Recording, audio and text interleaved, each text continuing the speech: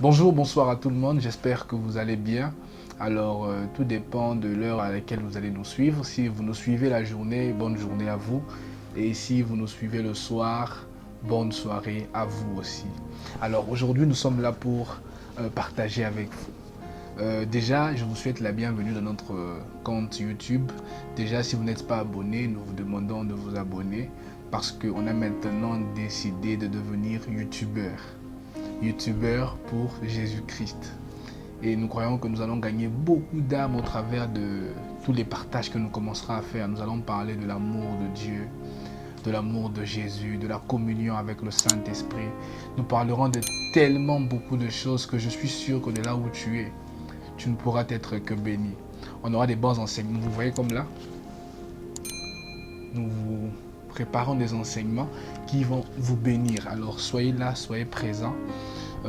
Aujourd'hui, je vais vous parler courtement seulement de la vie d'un gagneur d'âme. Je vous parlerai courtement de ce qu'on appelle, que j'ai appelé formation pour les gagneurs d'âme. Donc, devenez donc gagneur d'âme. Et si vous avez besoin d'avoir cet enseignement avec vous, on peut vous l'envoyer. C'est un format PDF qu'on a déjà conçu et nous pensons que ça va vous bénir. Alors, pour commencer, nous allons donner une introduction d'une définition globale de ce qu'on appelle l'évangélisation. Alors, l'évangélisation est définie comme l'effet d'emmener une personne quelconque à croire en une religion quelconque. C'est vrai qu'aujourd'hui, évangéliser est beaucoup plus attaché à nous les chrétiens parce que nous faisons beaucoup de bruit tellement que nous allons gagner des âmes que le mot évangélisation est attaché à nous. Mais quand vous entrez dans la profondeur du monde, de manière globale, vous allez comprendre que c'est tout le monde qui évangélise. Les bouddhistes évangélisent pour gagner et faire des personnes des bouddhistes. Les musulmans évangélisent à leur manière. Quelle religion? Les kimbanguistes évangélisent, même les occultistes. Ils évangélisent pour emmener les gens vers leur religion, leur croyance. Alors du coup, évangéliser n'est pas un mot qui est attaché seulement aux chrétiens. Évangéliser est un mot qui est attaché à tout celui qui veut emmener une personne vers une religion quelconque. Mais la deuxième définition qu'il faut retenir, c'est la définition chrétienne. C'est que l'évangélisation vient à prêcher la bonne nouvelle de Jésus-Christ afin de faire d'eux des disciples ou des chrétiens. Et donc du coup, pour nous les chrétiens, lorsque nous allons évangéliser, nous allons apporter la bonne nouvelle de Jésus-Christ. Cette précision, elle est tellement oubliée aujourd'hui. On a l'impression que évangéliser, ça allait seulement dire que Dieu va te bénir. Non.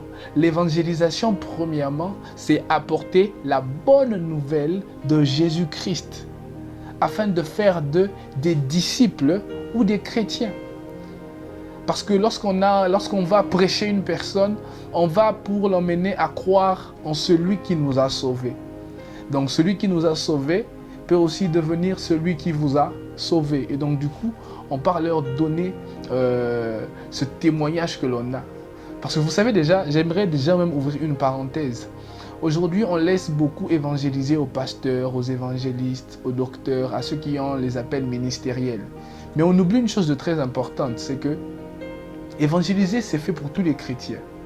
Si tu es un chrétien, tu peux évangéliser. Si tu es un chrétien, tu as le droit d'évangéliser. On a tous cet appel. Alors, on peut juste aller leur dire, mes amis, j'étais ceci. Aujourd'hui, je suis cela. Non pas à cause de moi, mais à cause de Jésus-Christ. Alors, il peut aussi changer ta vie. Et quand tu fais ça, tu évangélises. Tu fais le même travail que le pasteur. C'est vrai que la dimension du pasteur est une dimension un peu élevée. Mais croyez-moi, le témoignage de tout un chacun de nous peut devenir un évangile qui va sauver une vie. Vous savez, quand je pense à ma conversion, je me rappelle très bien, Seigneur, aide-nous avec cette chaleur. Je pense que dans les jours qui viennent, nous serons climatisés et on va bien vous parler. Et donc je disais, quand je pense à ma conversion, je me rappelle très bien d'une chose, c'est que déjà moi personnellement, personne ne m'a prêché. Personne n'est venu me demander de croire au Seigneur Jésus-Christ comme étant Seigneur, Sauveur. Non, non. Je me rappelle, j'étais simplement en train d'observer la vie d'un ami qui s'appelle Eli, que je salue de là où il est. J'étais en train d'observer sa vie et je trouvais qu'il avait une vie différente. Sa vie n'était pas comme ma vie. On avait un groupe WhatsApp où on réunissait tous nos anciens amis du collège, du lycée Joël Hutin. C'est un collège, un lycée?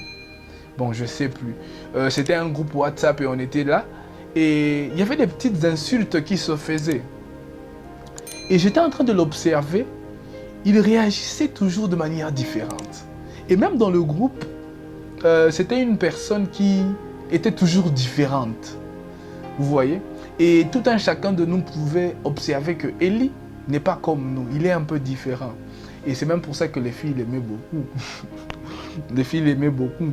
Et c'est pas que je me suis dit que je sois comme lui pour que les filles puissent aussi beaucoup m'aimer, mais c'est qu'il m'avait quand même bouleversé. Et je voulais devenir comme lui. Et le simple témoignage de sa vie a été un évangile pour moi. Et aujourd'hui, je suis sauvé. Voilà pourquoi je serai toujours redevable à ce qu'il a été pour Christ dans le passé. Et j'en profite même pour te conseiller aussi. Mon ami, si tu es un chrétien, sache que ton comportement de tous les jours peut impacter la vie d'une personne qui ne connaît pas Dieu. Alors, sois différent, sois exceptionnel, afin que les gens puissent voir que ça, c'est un chrétien. Et ce chrétien, il est différent. Et je voudrais être comme lui. Que Dieu te donne la grâce, en tout cas, de le devenir. Alors, l'évangélisation a deux volets. Ça, ce sont des principes humains que j'aimerais que vous puissiez savoir.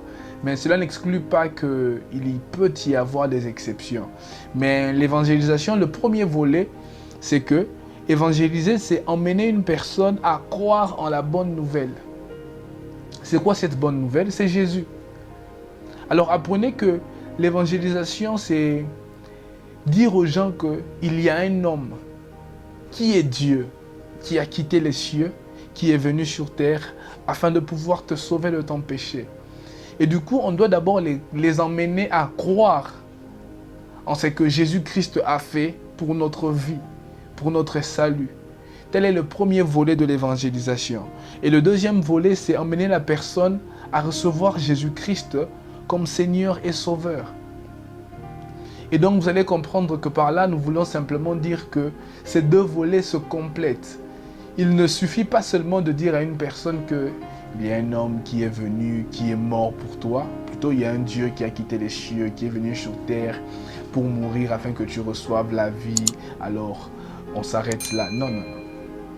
Après avoir confessé toutes ces choses, après avoir parlé de toutes ces choses, on doit emmener ces personnes à recevoir maintenant Jésus comme étant leur Seigneur, comme étant leur Sauveur. Et j'aime le troisième point, c'est pas le troisième volet, c'est juste une exception, nota bene. Hormis ces deux volets que j'ai donnés pour l'évangélisation, il est possible, fort possible qu'il y ait des cas différents. Et pour ça, il faut être conduit par le Saint-Esprit de Dieu. Parce que vous savez, il est possible d'évangéliser en faisant un miracle. Hein? Tu marchais dans les rues, tu vois un paralytique, tu dis « marche au nom de Jésus-Christ ». Le paralytique marche, une personne te regarde, il dit « waouh, waouh, comment cela est possible ?» Et du coup, il dit « qui a fait cela ?» Tu dis « c'est Jésus-Christ ». Et du coup, il te dit « donne-moi ce Jésus ». Et tu lui dis « reçois-le dans ton cœur et il deviendra ton Seigneur et ton Sauveur ». Et donc, cela est une manière aussi d'évangéliser. Mais ce sont des exceptions, je précise, des exceptions. Il ne faut pas en abuser. Ce sont des choses qui viennent rarement. Hein? Et ces choses, pour que ça arrive très souvent, il est vraiment demandé que l'Esprit de Dieu puisse nous conduire. Voilà pourquoi ce n'est pas tout homme qui peut emmener ce genre d'évangélisation. C'est une personne qui vit dans la profondeur du Seigneur Jésus-Christ. Il est tellement en intimité avec lui qu'il peut marcher. Je donnerai un exemple qui me vient en esprit. Ce n'est pas une chose qui a été faite, hein, c'est quelque chose qui me vient. Imaginez que tu es en train de marcher et qu'il y a un homme assis quelque part en train de te regarder. Et cet homme dit dans son cœur, je ne crois pas en l'existence de Dieu. Si je veux croire en l'existence de Dieu, que ce monsieur qui est en train de marcher s'arrête et fasse 2 pas en arrière. Ça, c'est la prière du monsieur qui regarde celui qui est en train de marcher. Et toi aussi qui es en train de marcher, tellement que tu vis dans la profondeur avec le Seigneur, Dieu te dit, fais pause, fais 2 pas en arrière et puis avance. Tu scales, tu fais tes 2 pas en arrière et puis tu commences à avancer. Pam! La personne se dit, waouh, Dieu existe réellement. Aujourd'hui, je donne ma vie entre les mains de Dieu. Et du coup, celui qui marche dans la profondeur peut emmener ce genre d'évangélisation que j'appelle des évangélisations spécifiques, qui peuvent être accompagnées des signes, des prodiges, des plein de choses. Donc, c'est un peu ça. La deuxième récompense, c'est que Paul explique que prêcher sans avoir un bon cœur devient une corvée. Et donc, cela veut dire que cela n'a aucune récompense. Donc, sachez que quand vous voulez annoncer l'évangile, ne faites pas de cela une corvée. Ne vous dites pas que non, je dois aller prêcher, je suis fatigué, je ne veux pas, mais je dois quand même. Non. Prêchez avec amour, prêchez avec joie. Et vous allez comprendre que Dieu dans les cieux saura que non, mon fils le fait avec beaucoup d'amour et il te bénira pour cela. Et j'aimerais donner une précision, c'est que prêcher l'évangile tout en étant fatigué est différent de prêcher l'évangile tout en considérant cela comme une corvée, parce qu'on n'est pas des robots. Il se peut qu'on soit fatigué, il se peut qu'on ait besoin de se reposer, mais que l'on se dise qu'il est quand même important d'aller prêcher là où on va aller prêcher. Alors faites un peu cette nuance et cela sera très important pour vous. Et la troisième compréhension, c'est que Paul reconnaît qu'être prédicateur n'est pas une quête de gloire, mais une quête d'âme. Ici, j'aimerais un peu m'approfondir. Mes amis, celui qui prêche l'évangile ne part à la recherche de la gloire. Celui qui va prêcher l'évangile n'est pas à la recherche des choses de ce monde. Il est à la recherche des âmes perdues. Ne va jamais prêcher l'évangile en ayant l'intention d'aller recevoir une gloire quelconque. Dieu te voit dans les cieux et il te connaît très bien. Si tu le fais, je te demande en tout cas aujourd'hui de te repentir de cela. Parce que Dieu dans les cieux, il te connaît et il sait que non, tel fils, il prêche à cause de la gloire. Nous ne prêchons pas parce que nous cherchons la gloire, mais nous prêchons parce que nous cherchons les âmes. Où sont les âmes perdues? Nous sommes là en train de fouiller. Où sont les âmes perdues? Partout où on les retrouve, partout où on les localise, on va planter la parole du Seigneur Jésus-Christ. Nous n'allons pas dire non, ici c'est un terrain de gloire, que j'aille dedans pour recevoir une gloire après. Croyez-moi, tu pourras croire que tu as reçu cette gloire, mais cela sera fausse. Car Dieu dans les cieux, il est juste et sa parole ne ment pas.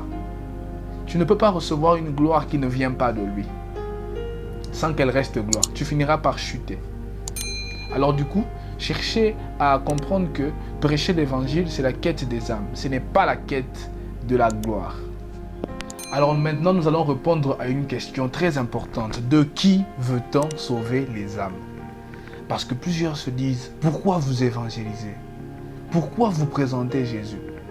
Et alors, nous allons vous expliquer pourquoi nous faisons cela et de qui voulons-nous sauver les âmes. Premièrement, nous voulons sauver les âmes du malin qui est descendu avec ardente colère, selon Apocalypse 12, le verset 12. Vous connaissez certainement ce verset qui dit « Malheur à la terre, car il est descendu vers vous avec une très grande colère. » Et donc du coup, vous allez comprendre que là, nous voulons vous sauver de la colère du diable envers la créature de Dieu. Parce que l'un des problèmes que peu le comprennent, c'est que le diable n'est pas content de nous. Il n'est pas content que nous soyons des créatures aimées de Dieu. Et du coup, il veut quoi? Nous détruire. Et celui qui est en Christ est protégé. Celui qui est en Christ est à l'abri de toutes les manigances de Satan. Et du coup, Dieu veut nous sauver de la colère du diable envers nous. Parce que croyez-moi, d'ailleurs, j'aimerais parler à ceux qui vivent dans le péché. Mes amis, apprenez ceci. Il est très dangereux d'être du côté contraire de Dieu. Pourquoi? Parce que quand vous n'êtes pas avec Dieu, vous êtes certainement avec le diable. Et du coup, le diable va tout faire pour détruire votre vie. Besoin d'argent, il te donnera l'argent. Tu penseras que c'est parce qu'il t'aime. Mais non, il veut te détruire. Besoin d'une voiture, il te donne une voiture. Tu crois que non, Satan m'aime, mais dans le fond, ce qu'il veut, c'est te détruire. Alors faites attention. Deuxièmement, nous voulons sauver les âmes du jugement qui va envoyer en enfer. Autrement dit, le feu éternel. Lorsque vous lisez dans Luc 16, du verset 19 au verset 31, vous allez voir là l'histoire de Lazare et de l'homme riche. Je pense que j'aurai un jour où je vais développer cela et vous serez certainement bénis par ce message. Troisièmement, nous voulons sauver les âmes du chemin qui conduit vers la mort. Lorsque vous lisez Deutéronome 30, vous allez voir ce texte où Dieu dit clairement, « Je mets au-devant de vous deux chemins, le chemin de la vie et le chemin de la mort. Mais moi, je te conseille de suivre la vie. » Mais ce qui m'étonne, c'est que même si Dieu nous propose cela, on veut seulement suivre le chemin de la mort. Et donc du coup, nous voulons vous sauver de ce chemin qui mène à la mort. Lorsque nous présentons l'évangile à une âme perdue, nous voulons le sauver du chemin qui le conduit tout droit vers sa mort. Et pour finir, nous voulons leur sauver de la colère de Dieu. Vous savez, c'est un aspect qui est vraiment négligé. C'est que on pense que Dieu nous envoie en enfer parce qu'on a péché. Alors que dans le fond, celui qui pêche doit aller en enfer parce que la présence de Dieu va le tuer. Du coup, mon vieux aller brûler en enfer, que d'aller avec des péchés près de Dieu. Parce qu'on va mourir triplement, si ça se dit. Et donc du coup, la dernière chose qu'il faut savoir, c'est qu'on veut sauver ces âmes de la colère de Dieu. Selon Ésaïe 13, le verset 9 et Ésaïe 30, le verset 27. Et donc c'est un peu ça le message d'aujourd'hui. Nous aurons une deuxième partie dans les jours qui viennent. Alors, abonnez-vous, activez la note de notification pour ne rien rater, pour ne rien manquer. Nous allons parler prochainement de où devons-nous évangéliser, que doit avoir un évangéliste et je pense qu'à la fin nous allons prier ensemble. Si vous avez été béni par ce message, ne manquez pas de laisser un commentaire, de dire un amen, de dire un merci. Cela va m'encourager afin de pouvoir continuer avec vous au niveau de ce compte YouTube que nous avons créé, Christ pour les nations entières. Alors soyez bénis. Pour ceux qui veulent nous suivre dans tous nos réseaux sociaux, nous sommes sur YouTube, nous sommes sur Instagram et malheureusement notre compte Facebook a été piraté dernièrement. Donc du coup, nous n'avons pas encore relancé la nouvelle page Facebook, mais ça viendra avec le temps. Alors que Dieu vous bénisse et que sa main puissante reste avec vous. Bye bye. L'œuvre que nous bâtissons est une œuvre qui n'est pas facile. C'est une œuvre qui demande beaucoup de sacrifices. Et donc du coup, nous ne cesserons jamais d'ouvrir les portes à toutes les personnes qui seront prêtes et disponibles de pouvoir nous accompagner dans tout ce que nous faisons. Et donc du coup, si vous souhaitez devenir partenaire de cette plateforme qui est Christ pour les nations entières, nous vous demandons de nous contacter par notre compte WhatsApp. Le numéro va juste apparaître ici. Et je suis sûr que votre contribution sera quelque chose de très bénéfique pour l'évangile de notre Seigneur. Je pense qu'il sera beaucoup plus facile pour nous d'atteindre plus de gens avec plus de partenaires. Et donc du coup, nous vous invitons et nous vous souhaitons le bienvenu dans cette grande œuvre que Dieu nous a donnée. Que Dieu vous bénisse abondamment.